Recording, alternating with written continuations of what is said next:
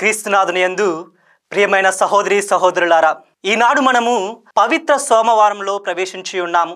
ఈనాటి సువిశేష పఠనంలో ప్రభువు పాస్కా పండుగకు 6 రోజుల ముందు బెతానియాలోని లాజరు నివాసమందు విందునకు ఆహ్వానించబడడం మనము చూస్తూ ఉన్నాము. ఇక్కడ ఈ యొక్క సన్నివేశంలో క్రీస్తు ప్రభువు 2 వ్యక్తుల ద్వారా మనకు ఎంతో లోతైన విలువైన సందేశాన్ని అందజేస్తూ ఉన్నారు. వారు ఎవరంటే, వారిలో ఒకరు అత్యంత విలువైన పరిమళ ద్రవ్యమును కొనివచ్చి యేసు ప్రభు పాదములను అభిషేకించి తన తల వెంట్రుకలతో తుడిచిన లాజరు యొక్క సోదరి మరియమ్మ.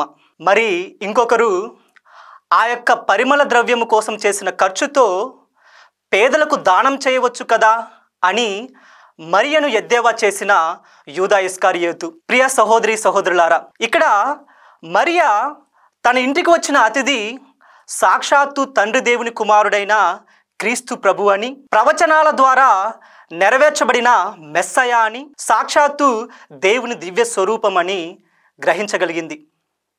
అందుకే క్రీస్తు ప్రభుని సేవించడం కంటే మరే ఏ ఇతర కార్యం మిన్న కాదని భావించింది. అందుకనే తనదైన శైలితో తన భక్తి విశ్వాసాలను చాటుకుంది, ప్రభువుని మన్ననలను పొందగలిగింది.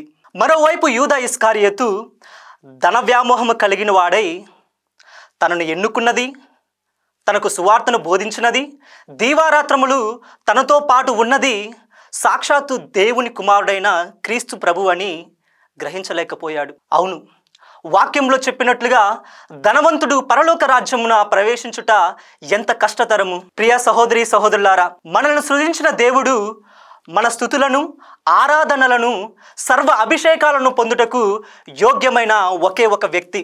ఎవరైతే సృష్టికర్తను కాదని ఇతర వస్తువుల పట్ల, ఇతర వ్యవహారాల పట్ల వ్యామోహం పెంచుకుంటారో వారు క్రీస్తును చూడలేరు. క్రీస్తు యొక్క ఉనికిని కూడా వారి యొక్క జీవితంలో గ్రహించలేరు.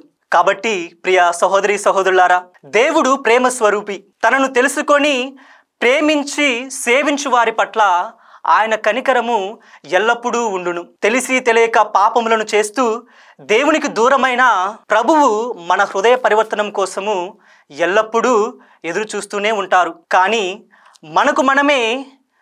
మనకున్న ఇతర వ్యామోహాల వల్ల, చెడు వ్యసనాల వల్ల, దురాశల వల్ల, పాపముల వల్ల దేవునికి దూరమైపోతూ ఉన్నాము. తద్వారా క్రీస్తుని కనుగొనలేకపోతున్నాము.